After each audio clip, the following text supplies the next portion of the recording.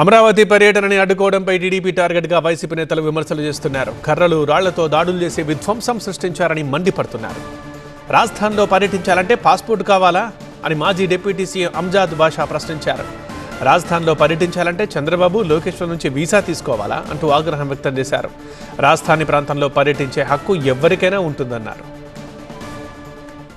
అంటే మా నాయకుడు దివంగత ముఖ్యమంత్రి డాక్టర్ వైఎస్ రాజశేఖర రెడ్డి గారు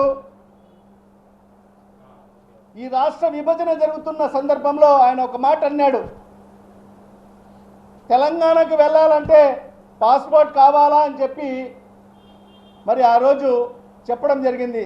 అంటే ఇప్పుడు మీరు కట్టున్న ఆ రాజధానిలో వెళ్ళాలంటే పాస్పోర్ట్ కావాలనా, లేకపోతే చంద్రబాబు నాయుడు మరి లోకేష్ కాడ నుంచి మరి వీసా తీసుకోవాల్సిన అవసరం ఉందా? అంటే ప్రజా రాజధానిలో ఎవరైనా ప్రజా సమస్యలు తెలుసుకునే దానికోసం, మరి ఆ ప్రాంత ప్రజలు పడుతున్న ఇబ్బందులు తెలుసుకునే దానికోసం ఎవరైనా వెళ్ళే హక్కు ఉంది ఈ ప్రజాస్వామ్య దేశంలో.